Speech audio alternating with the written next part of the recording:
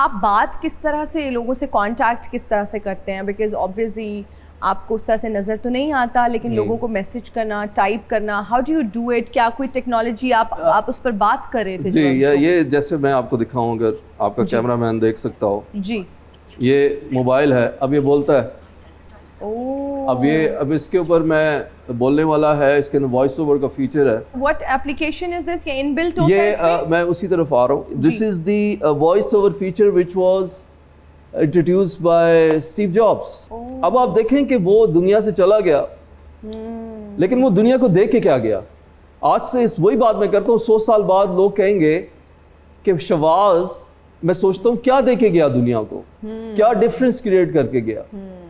हर बंदा अपनी कंट्रीब्यूशन अपनी कैपेसिटी में कर, तो ये वो टेक्नोलॉजी हमें देके गया। और आज इसी लेगेसी को कंटिन्यू करते हुए मैं एक अपनी एआई कंपनी स्टारगेज एआई के थ्रू, अब मैं जो मेरे हियरिंग इम्पेयरमेंट जिसको डेफ एंड म्यूट कहते हैं, जी, अब डम नहीं कहना चाहिए, डम वर्ड कट हो गया है और डिफरेंटली एबल वर्ड वो यूज करते हैं। तो उनके लिए मैं एक साइन ओवर या बोलते हाथ या स्पीकिंग हैंड्स की एक ऐप फीचर लेके आ रहा हूँ।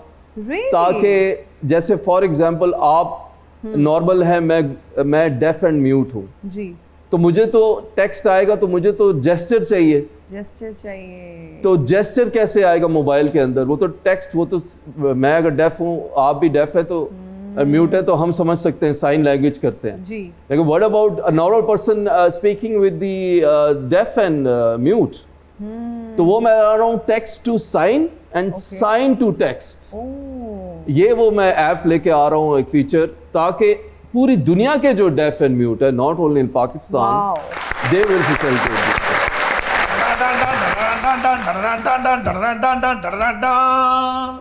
अपनी सोच नू पॉजिटिव कर ला, दारो नियाजी, जट दे खड़ाक तो बचन दी ए आखिरी सूरत है।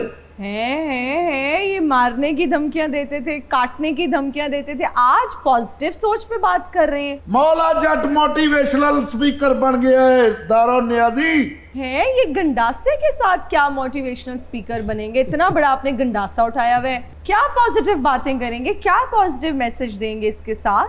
ओए मैं मस्कीना नू बचावांगा ते जुल्म वालियां नेरियां नू भी रोकांगा दारो नियाजी। आप ये बदमाशी छोड़ देंगे तो खाएंगे कहां से? मांग के खा लांगे, अगे भी तो मांग के ही खाने हैं। लेकिन देगा कोई नहीं ना आपके मांगने से। जेड़ा ना दवेगा उन्हें गंडासा विखावांगा, डर के अपनी रोटी मैनू फड़ा देगा।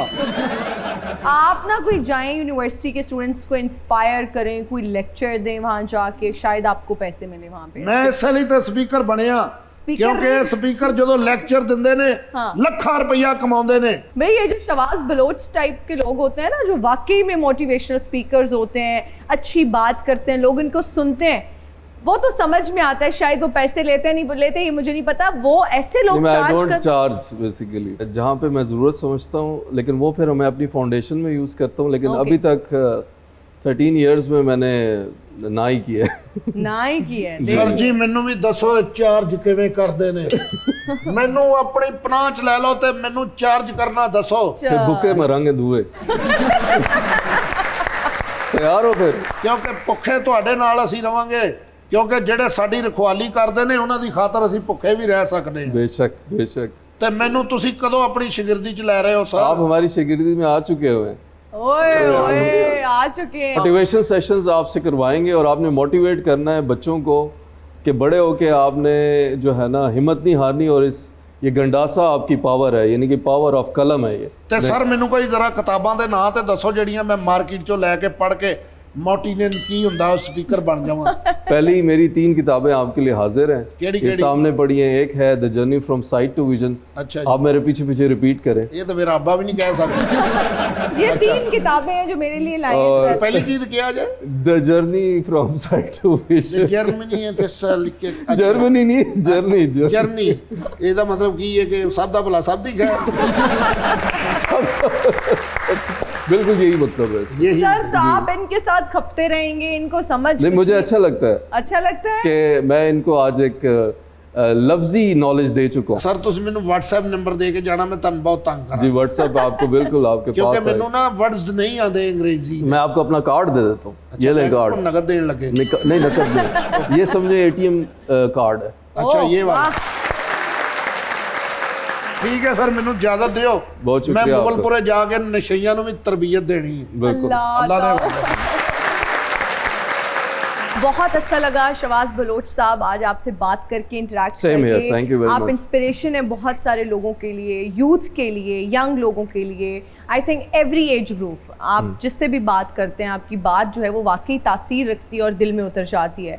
All the very best for your Thank you. Future, for your goals. आप बहुत ज़बरदस्त काम कर रहे हैं एंड मुझे बहुत अच्छा लगा आज आपसे मिलकर, आपका Thank you इंटरव्यू very करके। much. Thank you. Thank you. बहुत शुक्रिया मैडम, आप हमारे शो में आई एक बार फिर से। आप हमारे दिलों के बहुत करीब हैं, इसलिए हम चाहते हैं कि आप बार बार हमारे शो का हिस्सा बने और हमने फिर से आपको बुला लिया और इंशाल्लाह फिर बुलाएंगे कुछ दिनों के बाद, कुछ वक्फे के बाद। लेकिन जाते जाते हम चाहेंगे कि आप हमें कुछ गुनगुना कर सुनाएं अपना कोई भी गाना।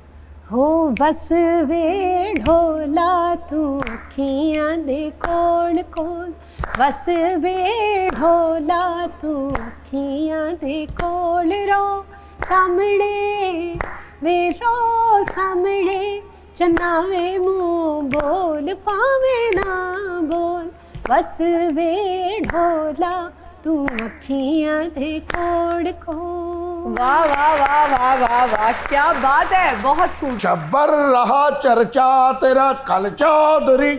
ओए 200 ਦਾ ਕਚਹਿਰੀਆਂ ਦਾ ਤੇ ਲਹੂ ਵੈਰੀਆਂ ਦਾ ਪੀਣ ਦਾ ਆਪਣਾ ਹੀ ਸਵਾਦ ਹੈ। चॉइस साहब आप आज किधर? मेरी इतला के मुताबिक तो आज पूरे लाहौर में कहीं देग नहीं बनी। ਉਹ ਦਰਅਸਲ ਮੇਰੇ 3-4 ਘਰ ਪੱਕੇ ਲੱਗੇ ਨੇ। ਮੇਰੇ ਕਹਿਣ ਦਾ ਮਤਲਬ ਹੈ ਤੁਸੀਂ ਕੀ ਸਮਝਦੇ ਹੋ ਕਿ ਮੈਂ ਇੱਥੇ ਸਿਰਫ ਲੰਗਰ ਇਕੱਠਾ ਕਰਨਾ ਹੁੰਦਾ? जी ਇਹ ਤਾਂ ਤੁਸੀਂ ਗੱਲ ਕਰ ਦਿੱਤੀ ਹੈ ਨਾ। ਦਰਅਸਲ ਚੌਧਰੀ ਅੱਜ ਡੇਟ ਲੈਣ ਆਇਆ ਹੈ। डेट लेने या मतलब बाईपास की? ਉਹ ਖੁਦਾ ਦਾ ਨਾਮ ਮੰਨੋ, ਬਾਈਪਾਸ ਤੇ ਹੀ ਪਾਸ ਕੀ ਹੋ ਗਿਆ ਜੇ? ਮੈਂ ਸਟੂਡੀਓ ਦੀ ਡੇਟ ਲੈਣ ਆਇਆ ਕਿਉਂਕਿ 200 ਦਾ ਕਚਹਿਰੀਆਂ ਦਾ ਤੇ ਲਹੂ ਵੈਰੀਆਂ ਦਾ ਪੀਣ ਦਾ ਆਪਣਾ ਹੀ ਸਵਾਦ ਹੈ। ਚੌਧਰੀ ਗੁਲੂਕਾਰੀ ਦੇ ਵਿੱਚ ਪੈਰ ਰੱਖ ਰਿਹਾ। और रहने दें, पहले चाहत फतेह अली से हमारे ऑलरेडी कान बहुत टॉर्चर हो चुके हैं। आप मत कदम रखिए। ਗੁਲੂਕਾਰ ਬਣਨਾ ਕਿਹੜਾ ਕੋਈ ਔਖਾ ਹੈਗਾ ਹੈ? ਅੱਜ ਕੱਲ ਦੇ ਜਿਹੜੇ ਗੁਲੂਕਾਰ ਨੇ ਉਹ ਕਦੋਂ ਰਿਆਜ਼ਤ ਕਰਦੇ ਨੇ ਨਾ, ਉਹ ਕਿਸੇ ਨੂੰ ਉਸਤਾਦ ਫੜਦੇ ਨੇ, ਆਪੇ ਹੀ ਗਾਈ ਜਾਂਦੇ ਨੇ ਮਾਈਕ ਫੜ ਕੇ ਜਾਂਦੇ ਆ, ਕਹਿੰਦੇ ਨੇ ਹਾथ ऊपर, ਵੀ ਪਤਾ ਨਹੀਂ ਮੋਬਾਈਲ ਖੋਣ ਆਏ ਨੇ। 200 ਦਾ ਕਚਹਿਰੀਆਂ ਦਾ ਤਲੋ ਵੈਰੀਆਂ ਦਾ ਪੀਂਦਾ। चॉइस साहब हम अभी इसी पर बात कर रहे थे, ये म्यूजिक की बदनसीबी है। अच्छा, आपने किसी से सीखने की कोशिश की है? रियाजत करते हैं? क्या क्या कर रहे हैं आज? ਇਹ ਜਿਹੜੇ ਗਾਉਂਡ ਹੈ ਨੇ ਇਹਨਾਂ ਨੇ ਕਿਸੇ ਕੋ ਸਿੱਖਿਆ? ਕਿਸੇ ਕੋਲੋਂ ਵੀ ਨਹੀਂ ਸਿੱਖਿਆ ਇਹਨਾਂ ਨੇ ਵੀ। ਆਪੇ ਹੀ ਕਹਿੰਦੇ ਤਾੜੀਆਂ ਮਾਰੋ, ਵੀ ਤੂੰ ਨੱਸ ਕੇ 2 ਸਕੋਰ ਲੈ ਨੇ, ਕਾਹਦੀਆਂ ਤਾੜੀਆਂ ਮਾਰੋ। आज हमने सुच्ची सिंगर को ਅੱਜ बुलाया। ਤੇ ਰਜ਼ਾਈ ਦੇੜ ਕੇ ਸੂਟ ਬਣਵਾ ਲਿਆ। 200 ਦਾ ਕਚਹਿਰੀਆਂ ਦਾ ਤਲੋ ਵੈਰੀਆਂ ਦਾ ਪੀਂਦਾ।